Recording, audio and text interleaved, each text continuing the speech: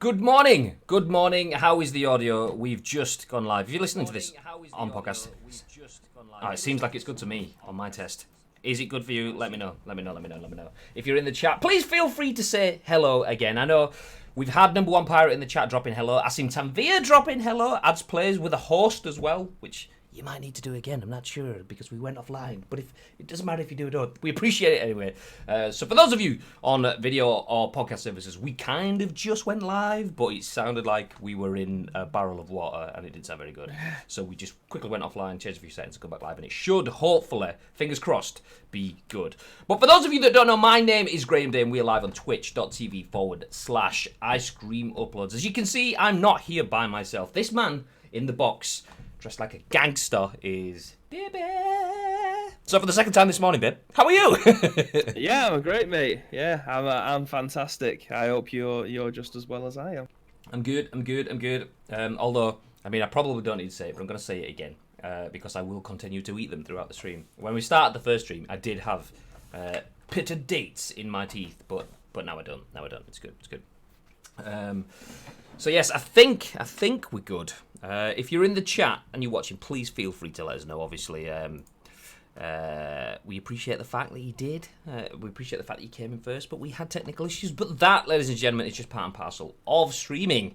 Anyway, this is The Scoop. We are Ice Cream, and we bring you The Scoop, which is the daily dose of news from the games industry and beyond. We give you our thoughts and impressions, and we allow you, if you're live on twitch.tv/Ice Cream Uploads, to give us even your thoughts and impressions on our thoughts and impressions, and that's how it goes. So we then turn this whole show into a video podcast that we upload to YouTube around an hour or so after the show's finished, and then a little bit later on the day for audio podcast services. We upload audio straight to the cloud, so you guys get it on iTunes, SoundCloud, Spotify, Google Play, so you can listen to us right in your luggles, wherever you are in the world, even if you're out on the go. And there we go. We have people in the chat saying, hello again, let's go! I'm assuming it sounds good because nobody said otherwise, so that's good. Fantastic. So, well, you know, seeing as I'm talking about paid dates, anyone got any food stories you want to share? I know Bibby has because he's just been telling me off stream. Do you want to share with the room, Bib? Oh, so yeah, I think like at some point I want to make my own cooking show because I've been watching cooking shows for as long as I can remember, which kind of taught me how to cook. My granddad kind of taught me how to cook quite a lot, to be fair. Him and my nan are both fantastic. However, I've been thinking about doing one myself, and I'm trying a load of different things. So last night I made my own burritos, and sorry, I'm going to have to cut myself short here because I've just seen one of the worst jokes I have ever seen. I smiled and then hung my head in shame because of are they out of date? Sorry. I mean, I appreciate that he's apologised after he's delivered the joke, which very rarely happens when someone tells a joke. But I mean, I made my own. Moving swiftly on, I made my own burritos last night, which were absolutely dynamite. I'd go through the entire ingredients list. However, we could be here all day with the amount of seasoning and measurements of shit that I was making, but believe me, was that the universal symbol of measurements there, by the way? Yeah, the little. Yeah, I mean, it looked like you could have been doing something else. To be fair, from what. Yeah, well, yeah, I suppose. But as the old saying goes, never trust a skinny chef. Do you know what I mean? So just believe me, it was fucking great last night. Yeah. Well, my house once again. Smells like beef. For those of you that may have tuned in right at the end of the scoop yesterday, I did mention that the house smells like beef because we had beef in the slow cooker. Anyway, we have extra beef. So after the success of yesterday's beef, we thought, sod it, let's go for more beef. So we're beefing up the house. Anyway, let's jump into the news. Obviously, this, as I said, is your daily dose even of news from the games industry and beyond. And we have some tasty stories today. One thing to mention though is, you don't just have to sit and wait for us to bring you the news. If you see something that's exciting, something that you think, actually, the guys in Ice Cream Uploads might be able to discuss that, then feel free to send us the links. We are Ice Cream Uploads across all social media, !socials in the chat. We'll give you direct links. But EnixGG did exactly that yesterday. He sent us a link to this news article, which, obviously, staying true to our word, we decided to feature that article. It has gone everywhere since. You will have no doubt seen it if you've been checking across the news sites this morning. But the biggest news of the day is that Geoff Keighley is to skip E3 2020. This is written by Patrick Shanley for The Hollywood Reporter. Can we get some applause for The Hollywood Reporter in chat? I believe this is the first time that they've been featured on the scoop. So well done, guys. You've made it. Well done. Well done, guys. So Geoff Keighley to skip E3 2020. Given what has been communicated about E3 so far, I just don't feel comfortable participating this year, the Game Awards creator and host of E3 Coliseum tells The Hollywood Reporter. Geoff Keighley, the creator and host of the Game Awards, will skip this year's E3 convention in Los Angeles. Given what has been... Oh, my God, just... Why would you use the same quote again? I'll read it anyway. Given what has been communicated about E3 so far this year, I just don't feel comfortable participating this year, Keighley tells The Hollywood Reporter. I mean, that sounds familiar. Anyway, Keighley has hosted the E3 Coliseum... Oops, excuse me. Jesus. I mean, it's another solid start again today. Let's back into the news. I mean, I'm so glad we've sorted out the audio issues now. Oh, God. I may have malfunctioned. Anyway. Well, let's come back to the burp in a second.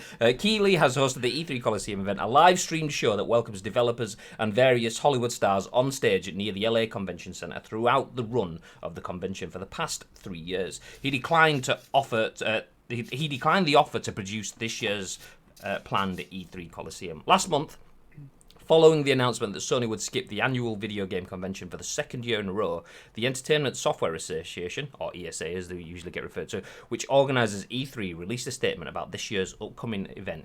E3 2020 will be an exciting, high-energy show featuring new experiences, partners, exhibitor spaces, activations, and programming even that will entertain new and veteran attendees alike. The ESA and E3 have come under fire recently for leaking the personal information of thousands of media attendees, and Wednesday morning, the official E3 2020 website was leaked, showcasing what developers would be in attendance at this year's show. Activision, Ubisoft, and Bethesda were among them. Didn't know that at all. That's amazing. For the past 25 years, I've attended every electronic entertainment expo, says Keighley. Covering, hosting, and sharing E3 has been a highlight of my year, not to mention a defining part of my career. I've debated what to say about E3 2020. While I want to spot the developers who will showcase their work, I also need to be open and honest with you, the fans, about precisely what to expect from me. On Wednesday afternoon, the ESA issued the following statement. Geoff has been and continues to be a strong industry advocate and champion. He played a critical role in developing E3 Coliseum, a platform reintroduced 3 years ago that brought fans together for important conversations with industry luminaries and leaders in celebration of video games. We appreciate his contributions and hope to have future collaborations. In 2020, we look forward to presenting a reimagined E3 that will connect and delight fans worldwide. E3 has undergone a number of changes over the past few years, including selling public tickets to the convention in 2017 for the first time. Originally launched in 1995, E3 has grown into one of the world's largest video game conventions. Last year's event welcomed more than 66,000 attendees, down slightly from 2018's 69,000, and has traditionally been a platform for studios, developers, and publishers to debut first looks at their upcoming titles. So, Bibby, Geoff Keighley's not coming to E3. Thoughts? Did you not hear the thoughts bit at the end? No, I just heard Bibi. I mean, I have quite a large opinion on this one. Surprise, surprise. Whether or not it's kind of distasteful, considering everyone seems to love Geoff Keighley, but it's this kind of feeding his own ego at this point. He's not going because it doesn't serve him any purpose anymore, or does he not want to go because it potentially is going to be a massively shit show and he doesn't want his name attached to it? What's the reason for him not going? Like, he stated a reason in there, but it doesn't agree with his values or whatever it mentioned in there. I can't remember. I'll search for it, the quote that he said, but when I was reading it originally, it seemed like he doesn't agree with the way that the way the show's going, with the likes of Sony pulling out. There's nothing there to keep him there, kind of thing. There's no big announcements or anything that could potentially, his face being on the thumbnail of every YouTube video from E3 going up isn't going to be the case this year, is it? However, it is on today's thumbnail for this episode, so you made it onto one thumbnail today. Yeah. It just stinks a little bit. Yeah, a little bit. Discuss all the gameplay fixes in PES's DP4. Has anything come out yet. I've not seen anything. I haven't played it today. Got to hear that in full surround sound. You are welcome. E3 will be dead in 2021. Morning, everyone. Good morning, Precision. How the devil is it? Geoff Keighley won't be at E3. Geoff Keighley won't be at E3. Kind of rhymes. So yeah, I think. I mean, there's a couple of angles here. Geoff Keighley is seen as one of the leading figures within the games industry, and E3 has been seen as, for anyone that's inside the industry not from a consumer point of view, because I consider myself as kind of almost like dual nationality in that sort of sense. I am a consumer, but I'm also industry in terms of I work in the industry as well. As a consumer perspective, E3 always will be amazing. But as someone that works in the industry and seeing how successful the likes of PSXs have been and how big Gamescom is, and then a completely different end of the radar, but still on a games spectrum. You've got the likes of in the UK MCM. Which is an amazing community gathering celebration. That's probably the right word. It's a community celebration. People get really close up close with the content, with the games, with people they interact with, and it's not necessarily games. Games actually doesn't figure too highly on the MCM roster, but that kind of then transcends to like SDCC kind of thing, San Diego Comic Con, and then PAXs, things like that. Those are a much more modern way of interacting with audiences. E3 has grown, it has developed. You look at E3 conferences from like the end of the first decade of the 2000s, 2010-ish. You look at conferences back then, and yes, they were starting to progress, but some of them were still meeting room conferences. Like if you go to a sales conference, you get chairs laid out and there's someone at the front on a standee with a little clicker to change PowerPoint screens. That's what E3 kind of was back then. It has progressed to the point where it's turned into this massive spectacle, but the ESA haven't progressed to the point that consumers aren't just consumers. Consumers is literally, they pay to consume. That's not what happens in the games industry. That's what happens if you are old school. They aren't consumers. They are brand advocates. They are loyalists. They are people that want to champion your brand. They want to celebrate with you, not be told what to do, what to spend, wherever. And the fact that the ESA took until 2017 before they started letting people attend the show, just kind of like, that's alarm bells ringing. How long have you been watching E3, but yet people have only been able to go to E3 events like for the last few years, but they've been around forever? That tells it all. Gamescom, on the other hand, 300,000 people, not 66,000 people, attend and celebrate with the brands, and that in mind. Which actually, I'll jump into the chat because I think Asim's kind of saying what I'm going to say. On a serious note, it's a scathing indictment of E3's current state. Its failure to integrate fans and consumers, both there and not there, is hurting it big time. Not worth the actual financial value for pretty much anyone to be there now. Hence, they all do their own stuff. Even Microsoft, who do their stuff outside the convention center. Exactly. The fact that everyone in the industry, probably almost with a hint of sentiment and almost with that hint that you kind of you feel like you have to be there because it's E3. Do you think that'll ever go away? Well, it seems like it is now. I mean, maybe we're on. It'll go away before the E3 goes away. So do you reckon they'll just continue plodding on despite it not being the best and it's just on its dying legs? Or do you reckon the fanfare will fall before they do? Well, the sounds from ESA saying, where was it? It was not just that. There was E3 will be an exciting, high-energy show featuring new experiences, partners, exhibit spaces, activations, and programming that will entertain new and veteran attendees alike. That sounds good. And then we go back to their comment about Geoff Keighley. Geoff has been and continues to be. In 2020, we look forward to presenting a reimagined E3 that will connect and delight fans worldwide. Sounds good. But this is the same ESA that only started letting people go 3 years ago and didn't commit to it fully.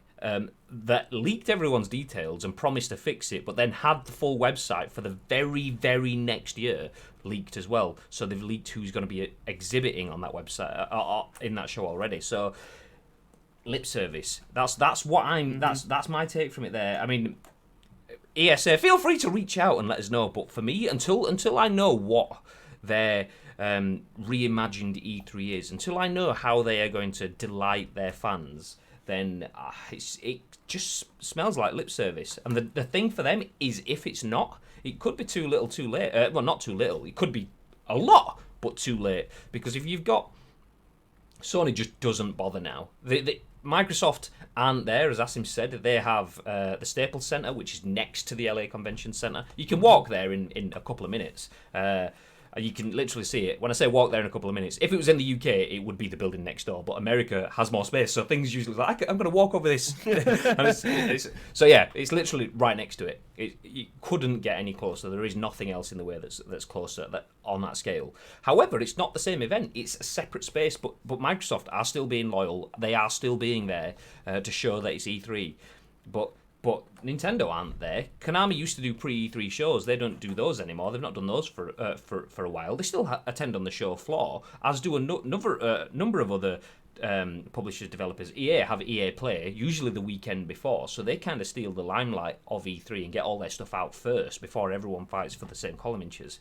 It's been declining. And Geoff Keighley is clearly a smart man. He's taken his checks. He's been paid to do the Coliseum events. And Geoff Keighley is a fan of games, but he's also a businessman.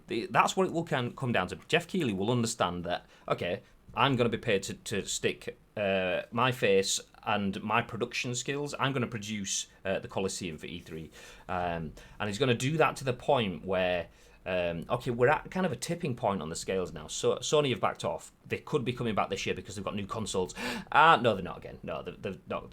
So it's like, okay, Sony maybe that, like, is it starting to tip? And then you do stuff that just makes it easy to make people's minds up. If people are teetering on the edge of leaving the convention, and you leak details and you leak a website and you refuse to apologize properly for leaking those details, then it just, someone like Geoff Keighley, who has had his payday, clearly doesn't need his payday either, he can then go, actually, do you know what, I'm going to leave. And the thing with someone like Geoff Keighley as well is, this is where his smartness comes in. If you jump too late, you're not seen as being, you're not ahead of the game. Exactly that. And he's like, well, okay, it's not for me. If you go first, you make that as a statement. If people then follow, you are then seen as the trendsetter. You've started that pilgrimage to a new platform kind of thing.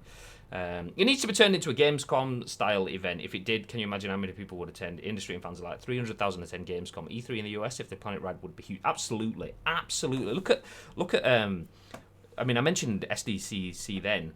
Look at when you see even not the announcement that the brand new console, it's literally, you will have a cosplay contest, and not bad-mouthing cosplayers, by the way, but you will have a cosplay contest, which is people paying homage to games and homage to films, and they get massive audiences, and that's just one conference within a series of panels and a series of judges, and those sort of celebration events allow for a much better, passionate atmosphere, and the fact that ESA wants to keep the peasants out just so that the members of the ESA can share it amongst themselves. It sounds like a country club where posh blokes sit around and have a small glass of scotch and talk about their earnings while the people outside are away. It's not that. That's not video games, and that's why it's not working. Sounds like they're doing a 2008 banking thing of we're too big to fail, then realise too late, no one's too big to fail. Pretty much. It'd be ideal if they could turn it into E3, but I don't think. It turned into Gamescom, but do you think they're going to get there within the next 2 years? Do you think they can't implement that many changes now, considering it's technically right around the corner? So they can't change that much because everything would have already been cemented in 9 months ago. So do you think they'll have enough time to be able to try and change the direction ready for next year? Do you think they would have had to have at least start putting the wheels in motion for next year, which could potentially be there? I think it could be there last next year, depending on how well it goes this year, and then the launch of the consoles next year. I think they'll have to rely on other like Microsoft and Sony both playing ball next year for this still to be a thing. I think with Gamescom this year, that is that as close? Is that the closest conference to the release of the consoles coming out? What Gamescom? Yeah, the last big one, anyway. There is, I mean, there are other ones that aren't necessarily as focused on us in the West. So you've got like Paris Games Week, I believe, is after. Maybe I'm wrong, but then you've got Tokyo Game Show. I believe that's in October. Once again, I could be wrong. Asim, I believe, I know he's either been or he's done content plans around them. So Asim will have an absolute naively the dates. Naively, I don't tend to pay that much attention unless it comes from a third-party source for what happens over in the other side of the world, purely because I don't understand the language. So unless somebody else knows, if somebody else writes up about it, then I don't know much about it. But from a Western standpoint, I think Gamescom is the closest big, massive one. Yeah, it pretty much is. So I mean, there is, depending on how well that goes this year, E3 would be the flagship one the year after. Sorry, I know it keeps on dropping out, so I don't know if it's just like a long delay of you just stopped talking or what. There is, from a UK standpoint, EGX, but that's nowhere near the same scale. Paris Games Week is quite big, actually. Yeah, Paris Games Week is big. It's kind of a weird one, despite the size of it, and despite it gets like global coverage.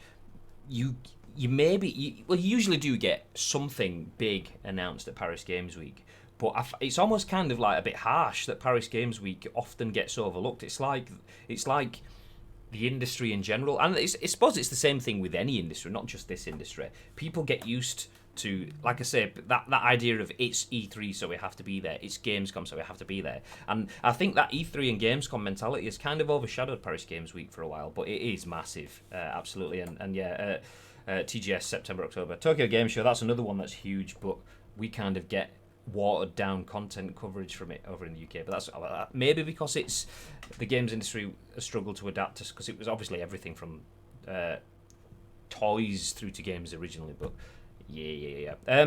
Ad says E3 will die. Nobody wants to be part of it and just want to host their own events. But that's the thing. That's the thing.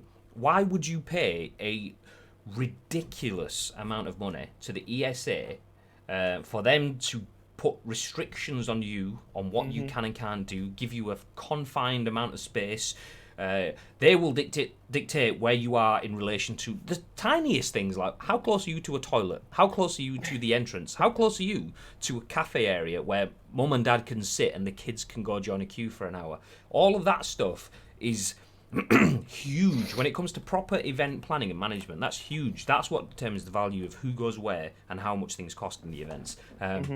And you get no say of that other than I will pay the money that will give me the floor space at the door, or that will give me the front and centre, or whatever. You have to pay then for that. Whereas if you have your own event, you have all of those things: the front bit at the door, the bit at the back, the bit next to the bogs. You can take it all. You do what you want where you want, and that's the thing. Gamescom has so much space, and the whole thing feels like such a celebration, and there's so many people that pretty much every spot is front and centre. There are obviously some halls, because for those of you that haven't been Gamescom, imagine a really long corridor, and when I say corridor, I don't mean like 3 or 4 people, I mean like 50 people wide, 50 people high, across like huge, massive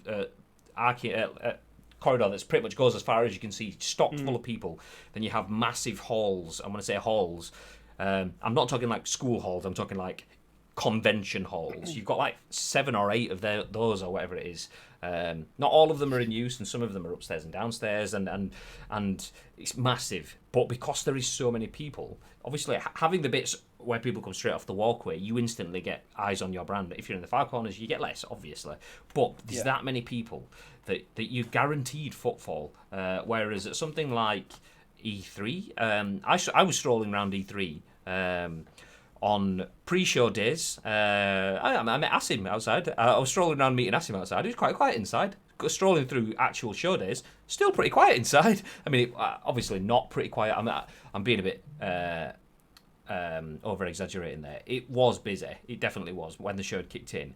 but it's nothing like Gamescom. And you can tell the difference. I'm not that 66,000 people isn't a lot, but 66,000 people spread out over a few days over a huge convention centre suddenly isn't as manageable as 330,000 people.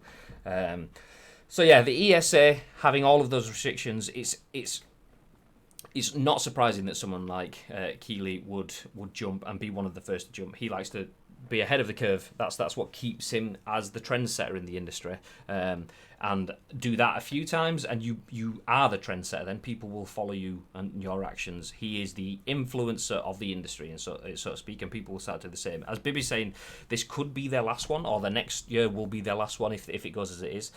They need to rip up the script. They need to change the whole approach to it, how it works. They need to get Sony involved. They need to get Microsoft involved. They need to save E3 as it is, as we've known it. They need to get them involved. I mean, Microsoft keeping them in the same way they are, we'll class that as involved. But you need to do something that gives Sony the same sort of prestige. Would Sony jump back in? Potentially. Would EA jump back in? I'm not so sure. EA Play has been quite a big thing for them. It's worked really well. They can do their own influencer content. Dr. Disrespect showed up there last year before he got toilet gated in the E3 conference. Oh, good. So yeah, they can win it back, and the story and the narrative around getting Geoff Keighley back in, getting Sony back, is like it would make the show bigger than it ever has been. Do I believe in ESA's ability to do that? Like I say, until they show me something that shows that, other than, well, based off what they've done, I will need to see evidence of something else to believe that they can do it. I don't believe they can, as they are. Their current thought process and ideas machine is flawed, and that's what they've shown persistently. So do I think they can save it as they are? No, I think they'll keep flogging the dead donkey, so to speak, until the end of time. But yeah, at this point in time, I can't see them changing it. I will wait. I will hold back my final judgment until I've seen their plans for how they will entertain new and veteran attendees alike. But right now, if we're not going to E3 this year, I think I've already mentioned before, I would love to do a live watch along with this and see how it goes. We aren't. We've almost finally locked in that we aren't going. So last year we sent a few members of the ice cream team to E3. I don't think we're going to do that this year. We'll send one, Mr. Marky Bamba. He will be travelling on his lonesome to E3, but I think the rest of them are staying back. So yes, we can absolutely. That means we get the ability to do some live watch along stuff. Yeah. Yes.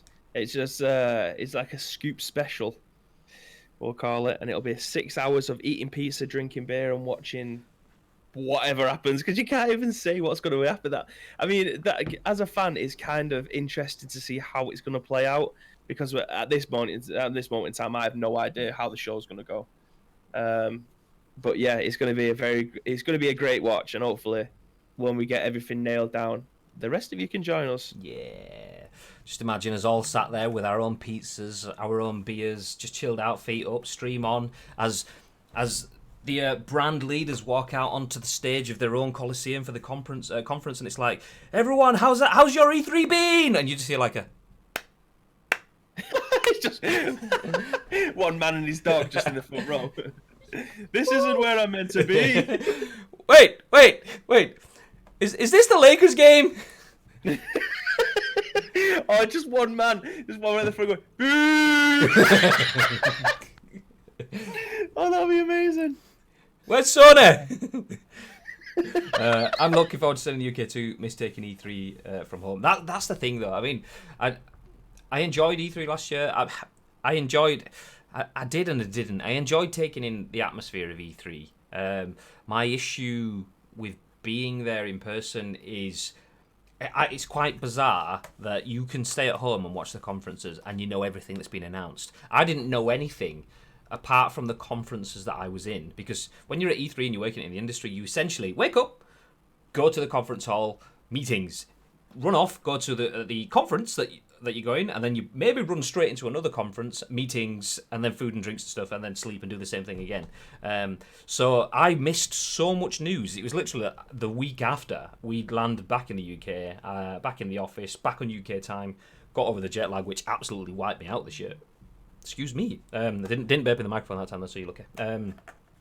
But yeah, when you're there, it's so easy to miss all the news. So watching it remotely, watching it in a live stream. Imagine if there was a channel that has a big sexy studio and remote elements to cover the show live. I mean, that for me sounds like the perfect way. It wasn't intentionally to be a sale for Watch the Ice Cream watch-alongs, by the way, but that's what it turned into, so there you go. So yeah, exactly. Asim's going to join us for the watch-alongs, yeah!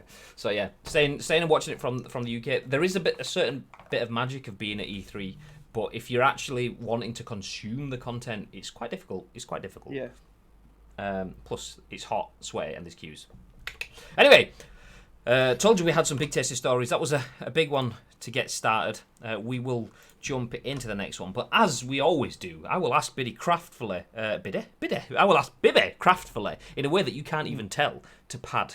Do you see Keighley being involved anywhere else? Obviously, he's got his opening night live stuff at Gamescom. Do you think he's gonna? Do you think that will change anything for him, or is that gonna be like a sly kick in the nuts? Okay, yeah, fuck you, E3, but here I'm at Gamescom. No, I don't know.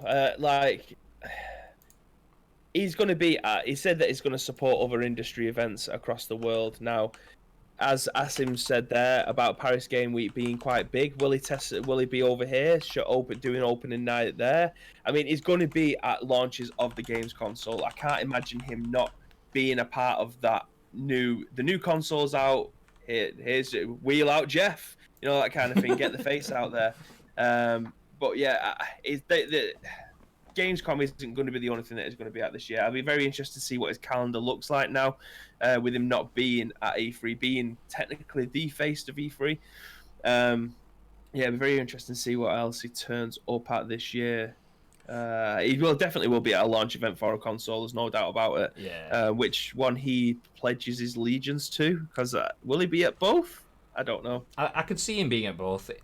I mean, I could be wrong. From what I've seen, he's more pro PlayStation. When I say pro PlayStation, I don't mean it in terms of he actively speaks himself out as a fanboy. I mean he's been involved in a lot of PlayStation focused campaigns.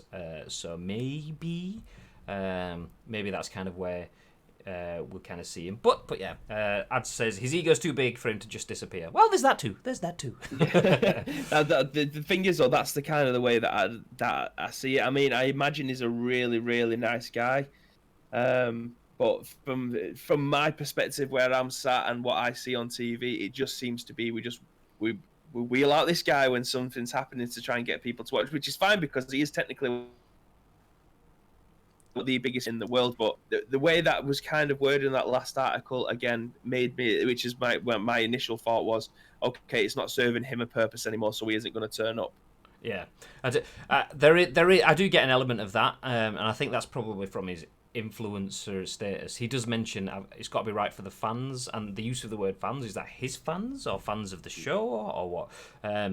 So I mean, I have been spurned by Geoff Keighley before.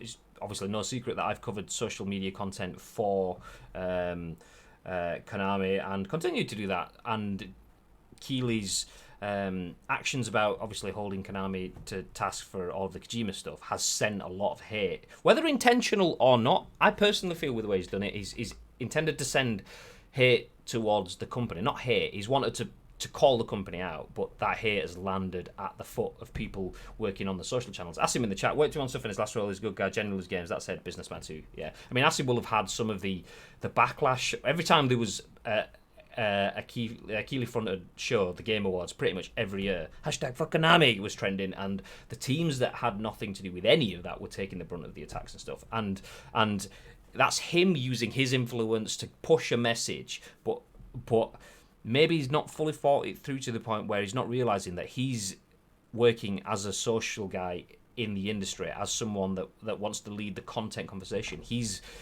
directly influencing that a bunch of people that are championing the content conversation will then be coming through under fire day to day. So there is a little bit. I mean, I absolutely respect the guy with what he's done, but I also feel stop telling people to come and tell me I'm shit. So there is a bit of that. But anyway.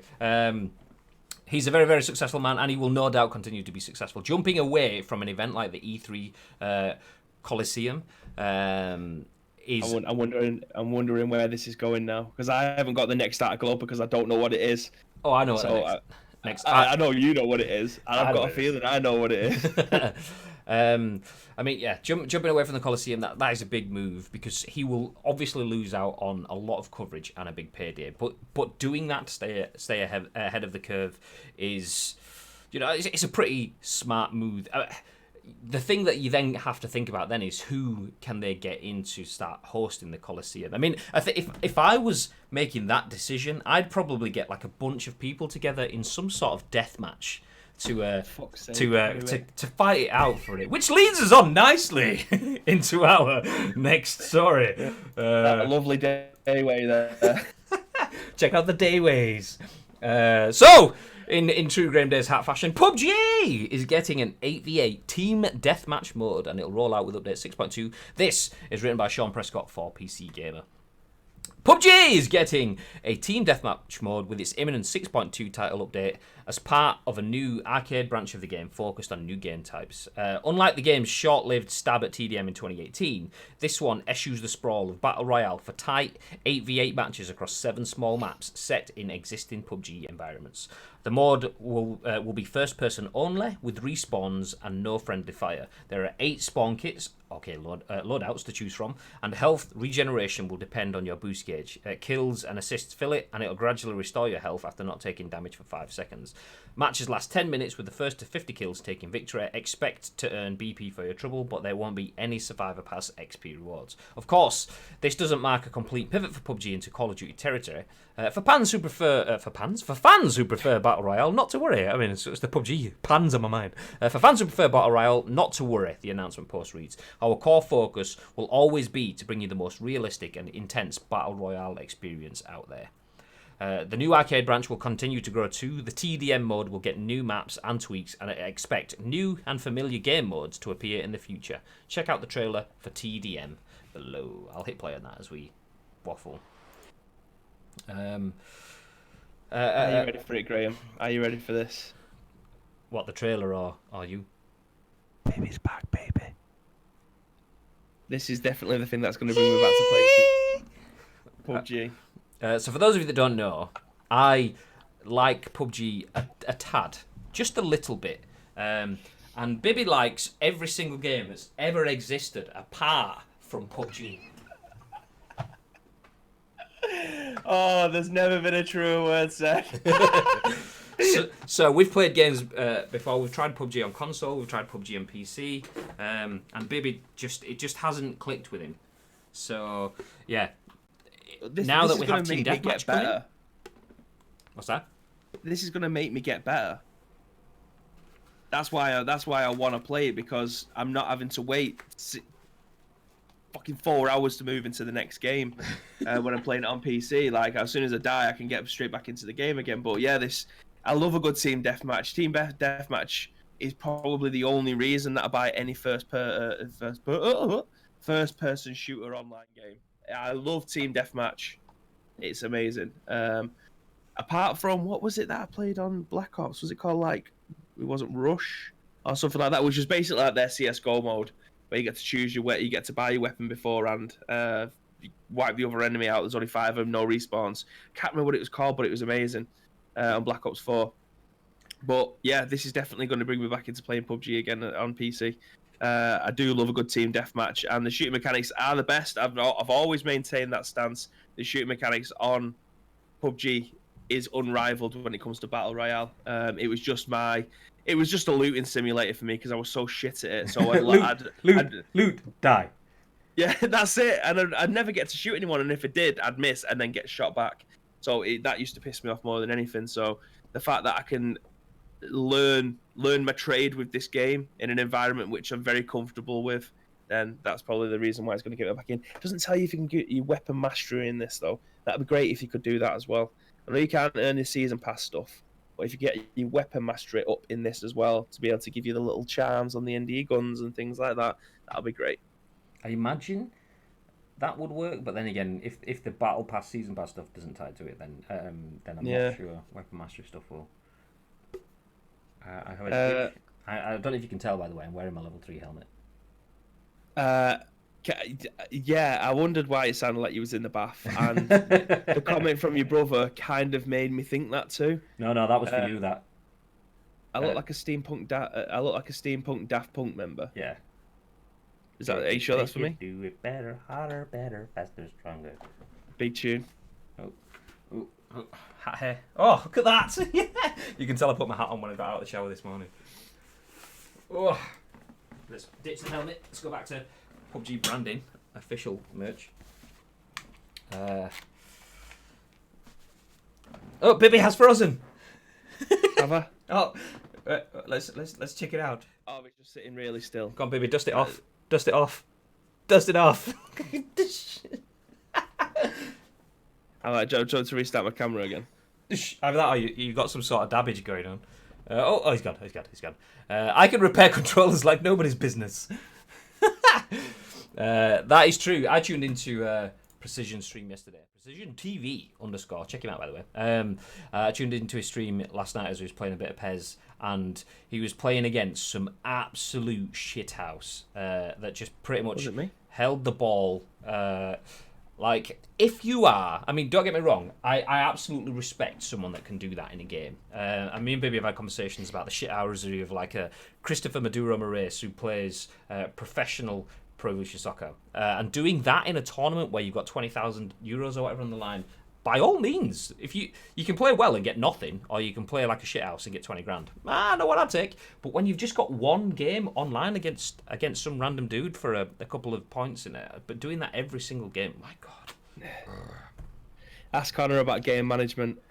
I'm sure I went like 2-1 up in extra time, like 103 minutes on the clock, and then for the remaining rest of extra time, I just kept the ball knocking it around the wings. I don't know if he's in the chat because he probably broke his keyboard if he hears me repeating it again. No, but he is in game management. He is. Yeah, he was the one that wrote that you'd just been frozen or sitting really still. Oh yeah. Yeah, the game management was real that day, and he was fucking furious about it. See, I get that. Coming down to batter you right now. I swear to God. I agree that there's something on the line there. If you sat next to someone, that sort of like shithousery has a bit of personality to it. When you are literally just playing every game online and not playing football, you're just playing pass it to keeper. You're playing defensive exploit. Then why are you? Do you enjoy that? Anyway, tangent. I actually think it's quite hard to keep the ball on PES this year. I think it's generally quite hard to be able to knock the ball around, not just across your back 4 or 5 if you're a total shithouse. That is like top tier shithouse with 5 at the back and just playing the ball around. But I think it's quite hard to be able to move the ball forward and keep hold of it, because the amount of misplaced passes, especially if you don't play on pass assist 3, that the ball just goes AWOL for no apparent reason. I think it's quite hard to be able to keep the ball for that long. Yeah, the thing is though, when you've got that goal up though, the other team know that they have to push. So you do it as much as you can, and then when the team has started sprinting constantly and the stamina is starting to go, it becomes easier and easier and easier. So you either don't push and they keep the ball, or you do push, and if you don't get it, you give them a better chance of keeping the ball as time goes on. Which is it's just the frustration builds. Anyway, stop talking about PES. We're talking about PUBG. I've been waiting for an opportunity to talk about PUBG. I'm not a fan or anything. So yeah, team deathmatch mode. I do like the fact that they are doing things like this. Don't get me wrong. I haven't looked, but I wouldn't be surprised if you check out the PUBG Reddit, and it's not unique to PUBG. Every single game that adds new content the announcements will get hit with, yeah, but you've not done something about old content. Oh, I'm still waiting on this, or I'm still doing that, or whatever. Every game, that's inevitable. Every game gets it. But don't get me wrong, that's where I'm kind of going with it. The fact that PUBG are adding brand new modes, this is not just a mode. This is a completely different game mode with different menus, different UIs, different functions, out of the normal season pass stuff, so it all doesn't work together. That's a lot of time that they've spent to develop that. But there are still bugs and glitches in PUBG, so I don't doubt that there will be some negativity around desync, getting killed when you're behind a corner because on their screen you're still stood there out in the open like hi, and stuttering and games crashing. There's all that sort of stuff still there. Not all the time. Every time they add an update, it breaks something, so then they have to release a patch that fixes it. And then they do an update that breaks something, and they have to do patches that fix it. Same with any other game. That's a live continued service thing. So completely forgetting all of that, the fact that there is something like TDM is amazing for me, because that then starts to do exactly what Bibby said. That opens up the floor. You're not just, oh well, everyone's played PUBG a year or two ago and they've backed off. So yeah, they've given up on it. Now it's like, yeah, but we can do 8v8. We can have proper TDM. Like, it'd be like, imagine Rust that's just come out on Modern Warfare. We can do Rust, but Sanhok or whatever map will be the Rust of PUBG kind of thing, and you can start to get those like Modern Warfare is more of a drill kind of game, that fast-paced action. You shit, you get dead. You shit, you get dead. You shit, you get dead. Okay, you die, but you're not as bad. You die, you're not as bad. Die, you're not as bad. Okay, you die, but you're okay. Die, you're okay. And then eventually you progress to, I'm really good and I'm killing people more than I'm getting killed. And that's not having that in PUBG is probably what makes a lot of people step off, because it's like, I just can't. I don't get enough time with the guns to get good at them. But adding this in not only adds a new mode, but it adds essentially a live training mode for the BR stuff as well, which is really cool. Yeah. Did you ever get the red smoke to come out of that USB crate thingy? Yes. Well, ish. It wasn't red smoke as such. It was a little red light. Go on then, you bit. I'll let you talk and I'll go grab it. So I know he's grabbing I don't know how far away the crate is, so I don't know how much time I've got. But I've just seen the legends for Pez. I don't know how I've managed to avoid it until now. I've just seen it on Reddit. Super Frankie fucking Lampard is available in there. Will I be getting Frank Lampard? Probably not. Do I want him? Of course. Jay Given, that's a weird one. Gareth Barry, still playing, but he's a legend in the game. That's a very weird one. Not sure about that. But there is some absolute bangers in there. I think I've just heard Graham giggling from a mile away. Yeah, I was listening to you. I was only in the room next door. I was talking about Super Frankie Lampard. Will I get him? Will I fuck? But yeah, just to plug it in because it needs charging. But this is it. So if you press it, poof. I don't know if you can see the smoky bit there. You might be able to see it. The smoke, the steam, should I say, is coming out of it. Whereas if I hold the button, oh my god! I don't know if you can see that now. Red light pops on. So if you're in a room that's a bit darker, it kind of like tints the colour of that a little bit. So there's me thinking of like having some sort of uplighter thingy. Bloody had it anyway, didn't it? Thank God I've got a missus that's intelligent. Hey! Me not so much. Me not so much. Anyway, Van Basten was a shock. Do you know what? A lot of great legends are there. Jan Koller is like 3 times the size of Lucina Traore. I've not seen this news. Would you like me to go through the legends for you? I think maybe we sit on that one. Okay.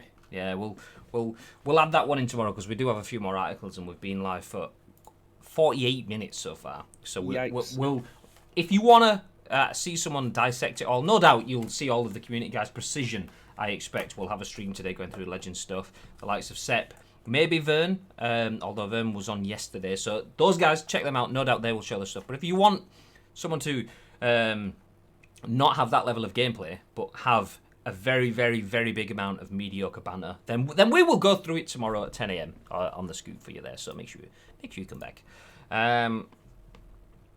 Speaking of coming back, completely unintentional tangent, but let's go with it anyway. EA will move Need for Speed development back to Criterion. This is written by Chris Dring for GamesIndustry.biz.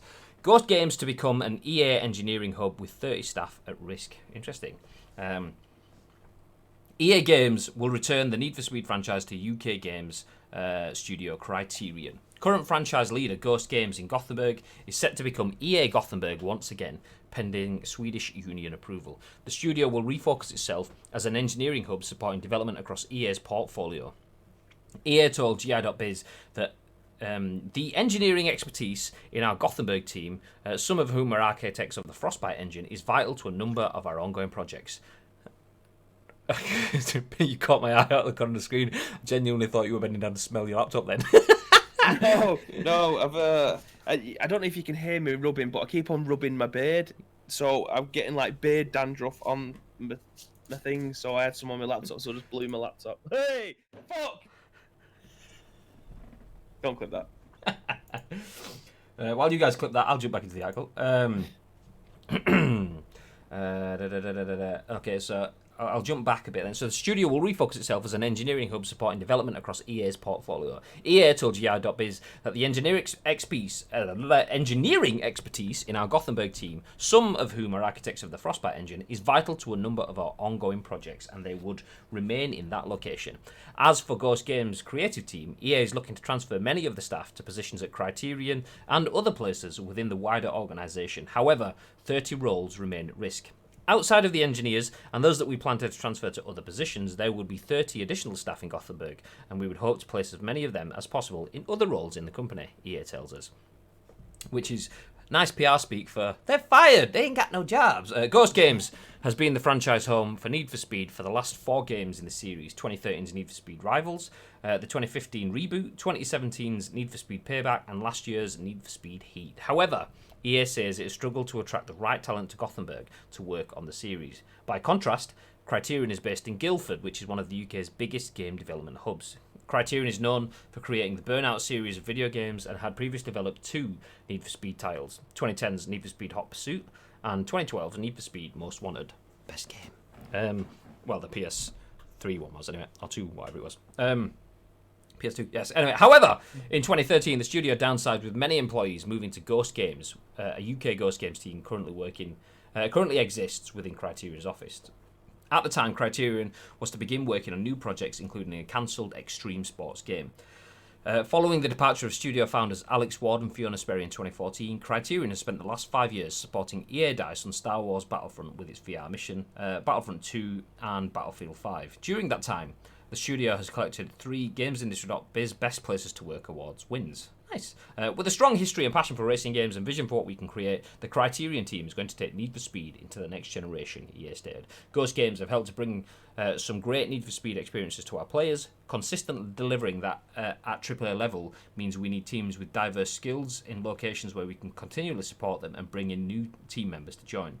Despite our best efforts to establish an independent development ground in Gothenburg over several years, it's become clear that the breadth of talent we need to maintain a full AAA studio is just not available to us there. Criterion can also provide the consistent leadership that we need to continue creating and delivering new Need for Speed experiences for a long time to come. Criterion is a fantastic studio, and we're looking forward to adding their talent to the team and building a great future for Need for Speed. The engineering teams in Gothenburg are also vital to our ongoing plans across EA. Good morning, Magic Man. Welcome to the stream. How the devil are you, sir? So, what's your initial takeaway from that, babe? Do you know what? I don't think this is a bad thing to say, but perhaps last year with Need for Speed Heat was the first time in many, many years that I see the community.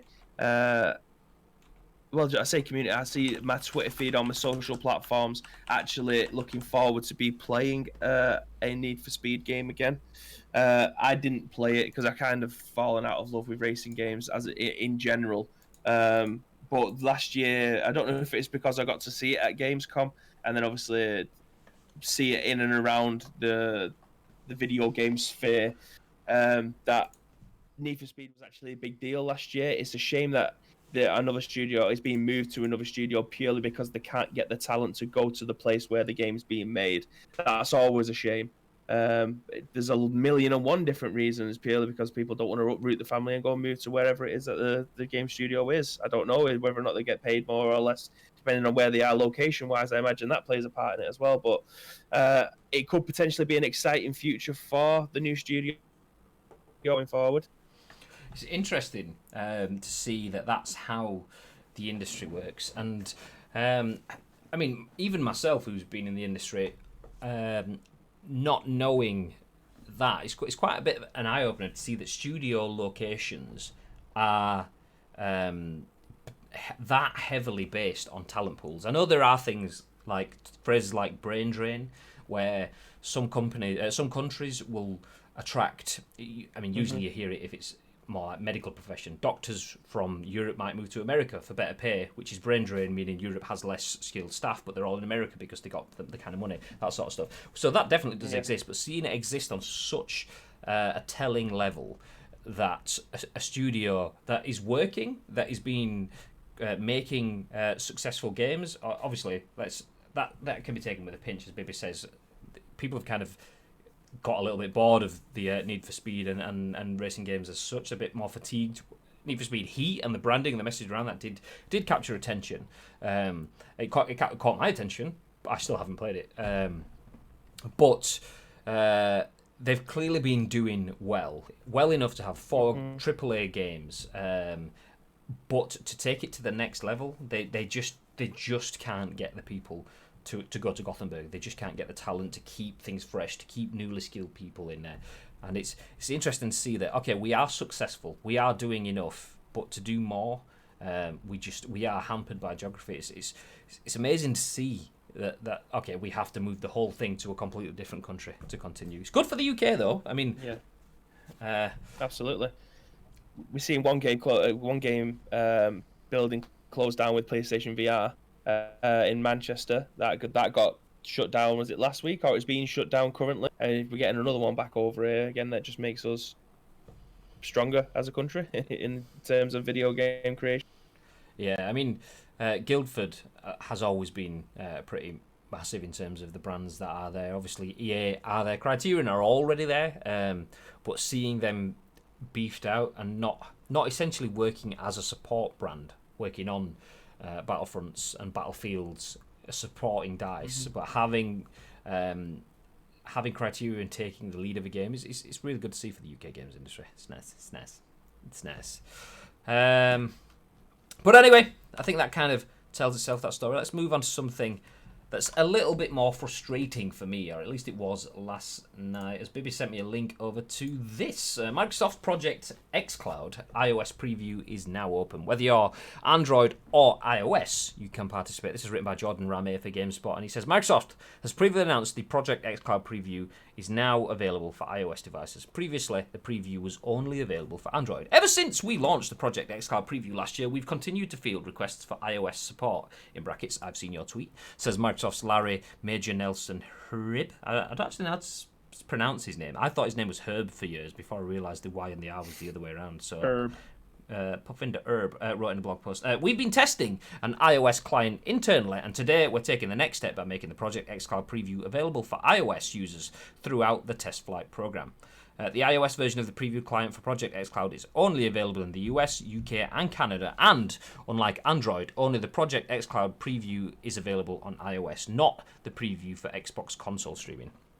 At this time, space in the preview is limited only to 10,000 testers for now, but Microsoft expects to expand on the total numbers in the future. In order to participate even in the preview on iOS, you'll need to fulfill the following requirements. You need an Xbox gamer tag, an iPhone or iPad running iOS 13 and supports Bluetooth 4.0. You need a Bluetooth-enabled controller for an Xbox One. You need access to a Wi-Fi connection that supports 10 meg and able to stream video. And currently, the only game available on the iOS Project xCloud preview is Halo: The Master Chief Collection.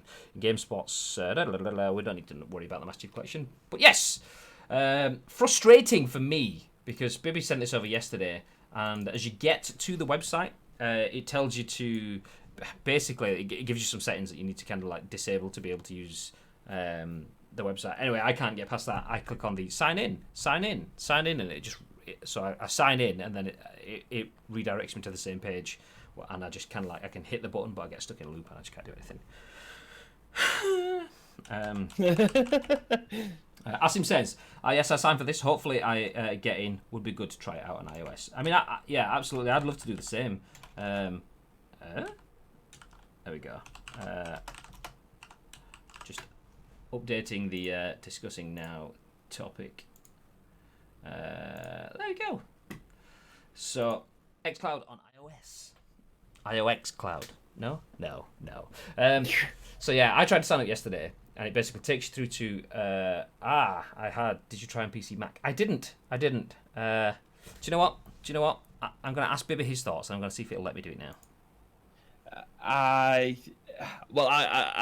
given my thoughts on this. Jesus Christ, I'm stroking out. I've given my thoughts on xCloud anyway because I have an Android device and I've been able to play for quite a while. So if there was the iOS barrier for people who are Apple users, fucking hell, what's going on with me?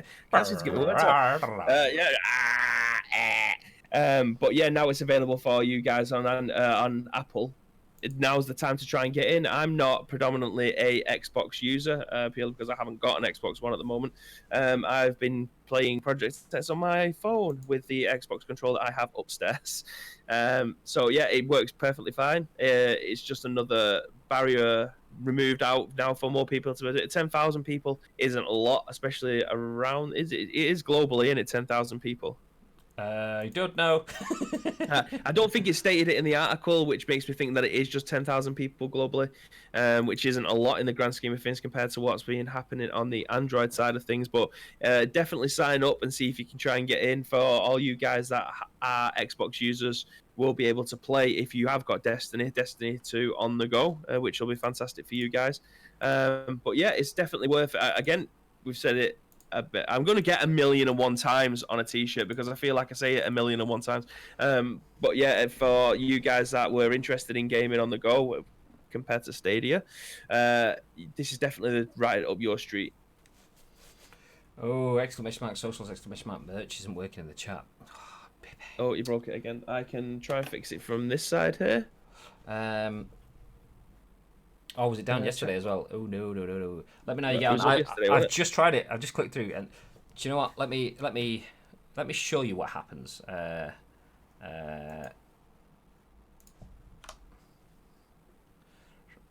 Okay.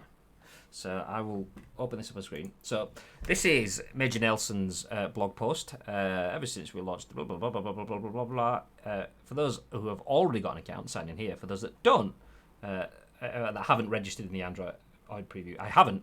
So I click, and then it asks me to sign in, and you can see I'm logged in there. Grade A, that's my Xbox username. I've just signed in, but then when I hit sign in, it reloads, waiting, reloading, and then just reloads the same page again. Is that what it is? Scroll down to bottom. Switch to US from UK. Oh god, is this going to be the biggest derp of the year? I think it might be. You know. It's not really a derp though. They've not even got like a US switching. Is it EnixGG on the Xbox website? As if they don't have a region switching website. Okay, let me try this. EnixGG, sign in. Asim's a legend. There we go. I spelled socials wrong in the first place. How do Microsoft not have a region-specific website? What is that about? iOS, yoik, carrier, country of residence, UK, carrier, O2. I do currently own. I agree. And I don't want marking spam. Submit. Ta-da! Asim, ladies and gentlemen. High fives in the chat for... Thanks for registering for the blah, blah, blah, blah, blah, blah, blah, blah, blah, blah, blah. There we go. All sorted. See, there we go. It's worth having these conversations on the scoop because we can help you fix things. Just not Precision's issues with Call of Duty. We tried and we failed, but we'll ignore that we failed helping him there. But we can fix all of your issues here on twitch.tv/icecreamuploads. Or at least if Asim's in any of your chats, he may be able to help your issues out. Asim can fix your issues here on twitch.tv/icecreamuploads. Peeping him out. I seen Spike's comment just as I was fixing the. Oh, I didn't even see that. Which I still managed to spell wrong. Joins and sees mobile stuff and leaves again. This is good stuff, though. This is good mobile stuff. I know potentially people who are in this chat now might predominantly not be mobile gamers, but this will help you play your console on the go, mate. Yeah, so that's the difference. Other than Pokemon Go, which is more habit than actual functional gaming, this is an extension of console gaming, so I see it as differently. I'm not the biggest fan of mobile gaming, but this is different. So I'm glad that we got in. Yay! Oh, you've logged it in. Nice. Can you fix it to make my Jelly jersey turn up faster? It's a nice green jersey, sponsored by Jelly. But no, we don't have any control over production sides. Gamers Apparel will be doing that, but they should, I imagine, have sent you your timelines and stuff on that. But so exclamation mark merch in the chat will give you the link to merch, which Connor has already put in there. So if you're in the chat already, you can see it in there. Anyway, Gamers Apparel create every jersey on demand. Obviously, if you're customizing it with your own name and number, then it will be on demand because you can't just assume what Bibby's number's going to be. Anyway, so that is full dye sublimation. So everything gets made on demand, sent out. So bumsky. Bean said it took his 4 weeks, and Pirates supposedly took 6 weeks. Where did they have their warehouse? The moon. Yes, the moon. This is space age technology. These aren't just jerseys. They may look like jerseys, but these are sex magnets. That's basically what they are. As you can tell when me and Bibby wear them on stream. You can tell. We don't even need to say it. Moon jerseys. There we go. Yeah. So yes, Microsoft xCloud iOS preview is now open. I mean, I was a little bit disappointed that only the Halo Master Chief Collection is available because I'm not a particularly big Halo fan, but having access to that could potentially change things around. The only thing I would say is I don't have too much time where I'm on my phone or restricted to just my phone. And so that means that other than the other times here or there, the game would need to be big enough to pull my attention to my phone, and I'm not sure Halo is the game that's going to do that for me. But it's nice to be able to have a go. All thanks to Mr. Asimtempi here. What do you say? The games that they actually had available, I don't know if they've added any more now. I'm just going to load up xCloud now and see if they've added anything else. But I think we covered it last time, and they added like Dead Island 2 to it and a few other big games. I can't remember. Did they add Stadia? Not Stadia, Destiny as well? Because we said it was pretty much like it killed Stadia in one go. Yeah, I think Destiny it got arrived like 2 weeks maybe after it. The thing is, if I remember rightly, the app icon shouldn't. It's not as obvious as Xbox xCloud. I'm sure it's called something really dumb, and I can never find it in my apps. So I'm just gonna try and keep scrolling while I keep talking. Keep scrolling and talking whilst I'm scrolling and talking. Well, I'm going to jump to an article that we featured previously. I'm pretty sure this was it, windowscentral.com. No, it was a Windows Central, but it wasn't that one. It was basically we had Stadia gets killed by xCloud before it even gets released, and that was because of the Destiny element. I've got it. It's literally just called streaming. That's why I said it's dumb. It's got no branding on it whatsoever. It's literally just called streaming. Okay, so I'm scrolling through. So Black Desert's on there. Borderlands 2 and the pre-sequel. If you've not played them, Crackdown 3, Darksiders 3, DayZ, Dead by Daylight, Dead Island, Destiny 2, Dirt Rally, Forza Horizon 4, Gears 5, Gears Ultimate Edition, Halo 5, the Master Chief Collection. So that's just a very small slither of the games that are available on it right now. Kingdom Come Deliverance as well. That's actually free on the Epic Games Store today. I don't know what time it unlocks. I was going to open up the Epic Games Store, but I'll leave it for now. Hey guys, I'm making a new type of jeans. What's that? What are they called? Jeans. What? Don't know what's happening. I don't know what I'm trying to read it. I don't understand. Oh, I think he's trying to say about the streaming stuff that it's not called like Project xCloud or Xbox xCloud or anything like that. It's just called streaming. Oh, okay. I was like, yeah, full on. So yeah, when eventually the rest of you are able to catch up to the Android scene, you're able to play some absolute bangers once you're allowed in. World War Z, we've played that on stream here on Ice Cream Uploads. Wasteland 2, Vampire. So there's some absolute bangers there for you to be able to get your teeth into. I'm not eating no phones, mate. But yeah, sounds pretty decent. There's not really too much to go into other than the fact that it will be starting to roll out. It's nice though. It's nice to see. xCloud hasn't even launched, and it's on more formats than Stadia, which launched last year. Just saying. Stadia, sort your shit out, or you are gonna be. I mean, there's all these articles, and we keep using these sensationalist headlines of xCloud killed Stadia potentially with new move kind of stuff, because that is essentially, whilst it's sensationalism, it's still bizarre that all of that sensationalism is being proven more and more right each day. Stadia still goes, oh no, yeah, we are making statements. All of these statements are to say that there are no statements, but that's a statement in itself. Meanwhile, xCloud is rolling out on iOS, which I imagine is not the easiest thing to do. To have something when you've got one infrastructure like the Microsoft's OS. in terms of the console, should I say, and then making that work with Android. Android is something that you can bend to your will a little bit more, but iOS is another lockdown infrastructure, and having those two mashed together is clearly going to be difficult. Google doesn't necessarily have that, essentially, because Stadia is built on an Android infrastructure already, so getting that to work with Android makes sense. But as far as I'm aware, it only works on certain Android phones as well. It doesn't work across, like...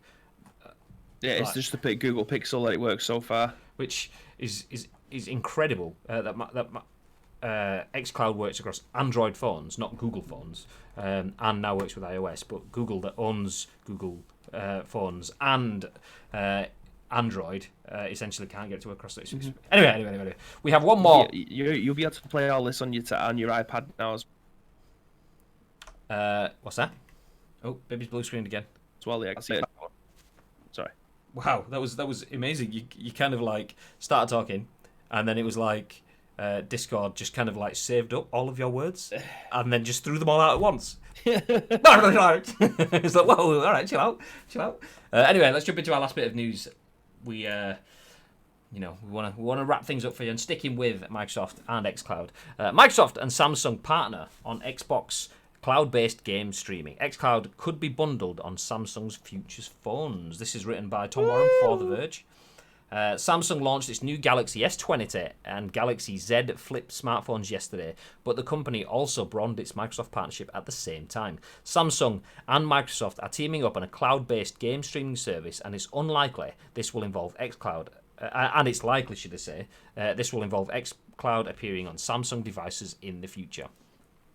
This is just the beginning of our gaming partnership with Xbox, explained David S. Park, head of Samsung's US marketing, as he unveiled Microsoft's Forza Street game for Galaxy devices. Both Samsung and Xbox share a vision for bringing great gaming experiences to mobile players around the world. With our 5G-enabled portfolios and Microsoft's rich history in gaming, we're working closely together to create a premium cloud-based game streaming experience. You'll hear more about it later this year. Microsoft confirmed the partnership in a statement to The Verge, but both companies have offered very little details on exactly what this will mean for the future. Having partners join us on our journey to deliver high-quality game streaming to players is of the utmost importance, says Kareem Chowdhury, Microsoft's Project xCloud chief, in a statement to The Verge. We've seen positive feedback from Project xCloud preview participants testing a range of Galaxy devices, and it will only get better as we continue to work closely with Samsung on refining the experience. It's an exciting time to be working on Project xCloud, and we can't wait to share more about our work with Samsung later this year. It's clear this is related to xCloud somehow, rather than the type of partnership we saw Sony embark on with Microsoft for fundamental access to the company's Azure cloud-based architecture. Microsoft and Samsung partnered last year to bridge Android and Windows closer together with tighter integration of apps like OneDrive and Your Phone into Samsung's devices. Microsoft and Samsung designers are also working in the same rooms on part of this project, as both companies look to benefit from better software integration. Right now, all we have is a promise of more details later this year, which is when we're expecting Microsoft to fully launch its xCloud game streaming service. Microsoft has promised an xCloud launch in 2020, competing with PC streaming and PS4 controller support. Complete with PC streaming and PS4 controller support. Currently, xCloud is in open beta, and Microsoft has regularly been improving the number of games available on the service to more than 50, as it looks to move just beyond the US, UK, and Korea. Ooh. So, mobile stuff again. Says Spike. We've been saving this, Spike. We thought, you know what, there's a chance Big Zombie Monkey might drop in the chat this morning, so let's save all this stuff. I mean, we did open the show with some pretty tasty news about the games industry in general and E3s, then we moved on to PUBGs, and we saw you rock up into the chat, and we thought it's time to speak about xCloud at length. It's all right. I mean, we've got a full 24-minute expose on Google Stadia and then on to GeForce Now in just a second, but it's good. It's good. Well, I mean, as much as it is mobile news, it technically isn't, because you're able to play your full library or in a Game Pass watered down version on the go. So it's not technically. Oh, who's this Nox guy? You want to be famous, buy followers? How's about, mate? You go and suck your mum while I ban you from the chat. How do I ban? Do you want me to do it? Wait on that. Yeah, because I'm using this chatty thing. Okay. But yeah, this having xCloud in your device straight away is a great start. again, it's just Microsoft and now Samsung that are partnering up and trying to get the best out of this service. Something that, shall I say it? Yeah, I'll say it. I'm not going to say it. I will say it. Fucking hell. Is he going to say it? Like, I'm just blue screening again.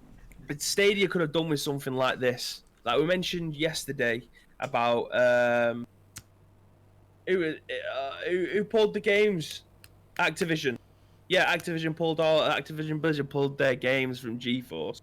Whereas like Samsung now are partnering with Xbox to try and deliver a better experience. So they're not going to be exclusives because I can still play my xCloud on all the devices, but this is going to be installed onto every single Samsung phone going forward. So it opens the user base up for anyone potentially buying a Samsung phone. Even a casual gamer that might think, oh, it's only going to be £3 a month. Apple Arcade have done it with their iPhones. You know what I mean? You've got the ability to be able to play a game's past version with Apple Arcade. So why not have Xbox partner up with Samsung and deliver a very similar experience, but just having a more for the gamers feel to it because you're playing AAA games on the go with your phone. It's good to see, though. I mean, having that AAA experience on the go, that is the dream. And I think that's kind of like where we were chatting in response to Spike's comment of mobile gaming. That's what we kind of want to see. I mean, this article did mention something about what was it called? Forza Street, which is a game for Galaxy devices. I mean, we're still at the point where there are mobile-specific games being made. Forza Street, I'm not going to touch. I'm going to be frank, I'm not going to touch it. It could be amazing, but it's probably not for me. And I say probably, just hearing the names and seeing that one picture, it's not for me. However, playing the Eliminator from, is it Forza Horizon? Is that what the latest one's called? Playing that on my mobile device for some 5-minute battle royale race themed fun, whilst I'm on a train or whatever, that could potentially get me in. Obviously, being on a train is probably not the best way because you're going to get absolute potato connection as you're on your way down to London Euston on the train down for a meeting. It's like, yes, Project xCloud, I'm in a tunnel and I'm fucked and I'm dead. Last place in the Eliminator. God damn it! But the idea, if that works flawless and we get it working fine, then that is good for me. So seeing Microsoft partner with Samsung, seeing Microsoft working with Sony, yes, they are slightly different things, but these are the messages. These are what you want to be hearing for the next step in cloud gaming. For streaming games from your console, having that console experience, albeit on a tiny screen, but having that full console experience is what we all want. That is what everybody would rather have it. That or a naff top-down farming sim game, which, if you enjoy that kind of thing, jobs are good, but for me, not so much. So having that is wonderful. Hearing Stadia come out and promise all this thing, wonderful. Hearing GeForce Now coming out and saying it's got all this stuff, wonderful. But seeing companies actually starting to put that into practice, any company can talk the talk about what they want to do and what they want to deliver across your devices, unless they're actually working with your device providers, be it an iPhone, be it a Samsung phone, be it a Google Pixel phone. Unless they're working with them in that sort of capacity, then it's not going to move that far. And Microsoft clearly are going about this in all the right ways.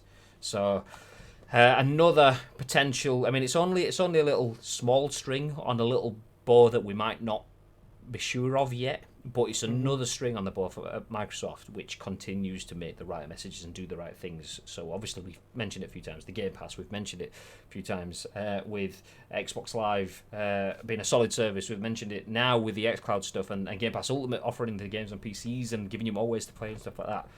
Yes, they've said that they don't see themselves as a PlayStation competitor. All right, fine, you absolutely are, but we get what you're saying. But stuff like this gives a little bit more meat to their things. We don't see ourselves as just console sellers, and this sort of stuff is what adds a little bit of credence to that. So yeah, it's exciting. It's exciting, especially with a hiccup right at the end. Yeah, I couldn't help that one. I covered my mouth and everything to try and dampen the noise. I probably should have muted it. But yeah. It's all right, I burped right into the microphone earlier on, so, swings and roundabouts, but I think that's it, ladies and gentlemen, unless anyone else has anything to add in the chat. Oh, we do have an important message. My COD needs DLC, but I can download it. Progress, says Precision. Well, do you know what? I'm going to take that as Ice Cream Uploads tech support. wins once again, even though it's probably nothing to do with me, but still. Right, I'm off to work in a few minutes, so... Well, enjoy work, Spike. We will go to make it look like we do lots of work as well. Is that just me, or is that... No, that's both of us, yes. You can tell from the baby smile on his face. That's him too. So, I'll shove that new Samsung Flip phone up your bum, open it, and then I'll call it. Oh, no! Spike, 2-month resub, thank you very much, although... Thank you, Spike. Do you know what? Where is my Streamlabs alert stream labels? Move. I can just press it now. No, I need to put it in the right place first. All right. Catch you later, haters. Catch you later, haters. Gotta move that. Okay, try it now.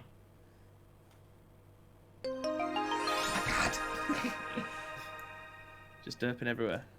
Catch you later, haters. Okay, moving it right down. That should fix it. Let's do it again. Not yet. Hey, mate, we do everything on the fly. Do you know what I mean? Okay, do it now. Try it now. Oh, I didn't do anything. Try it again. I pressed it. I can't press it again. No. What? Okay. Do you know what?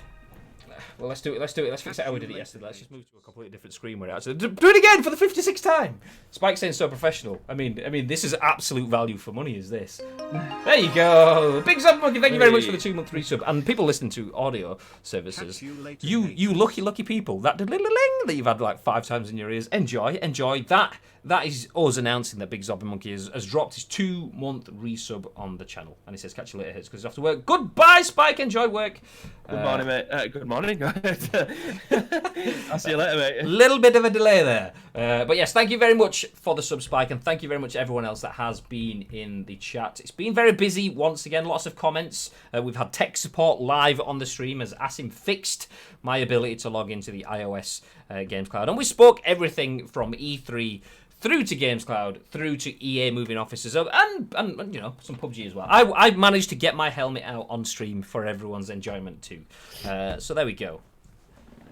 Full disclosure, if you want to just join, I meant that PUBG helmet, not what Bibby clearly thought I was talking about. But that's it, ladies and gentlemen. We will be back at 10 a.m. tomorrow morning for the final scoop of the week. It's Thursday, so obviously Friday is the last weekday. We do the scoop each and every single weekday, Monday to Friday at 10 a.m. on twitch.tv/icecreamapplause. If you've only just joined in the stream, then you can watch the full thing back in the broadcast on demand on Twitch, or you can wait for the full YouTube video, which will be live in about an hour, and you can see Bibby's handiwork on creating the sexiest thumbnails the YouTube scene has ever seen. Absolutely. Exactly. And then, obviously, for audio podcasts too, if you want to listen to us on the go, if you've got Spotify on your phone, if you've got iTunes, SoundCloud, maybe Google Play, if you want to listen to your latest, the latest podcast on your provider of choice, as long as it's one of those four, then feel free to catch it there. Anything you want to drop in before we disappear, Bibberino? Everybody say it with me. If you see anything around the video games hemisphere, then do feel free to tag us in like Enix did, and as Asim has done previously as well. We'll take your thoughts and opinions, throw our thoughts and opinions in there as well, and feed tomorrow, Friday the 14th. Valentine's Day. Romantic. Jordan did that, aka EnixGG. We start the show with his content, so if you want to have a chance at shaping the content and the conversations of tomorrow, then feel free to send us your content, as Bibbs has just said. One final thought for us to end on. FatmanDave8472 in the chat says, if I put salt and vinegar on fish and chips, could that be a DLC download for COD? If there's money involved, then maybe. Oh, painful. Camera's gone. There we go, back. Okay, that's it. Bad jokes aside, have yourselves a very lovely day, ladies and gentlemen. 10 a.m. Friday morning, be there on Twitch, and we will see you then. Have a good day and stay fresh.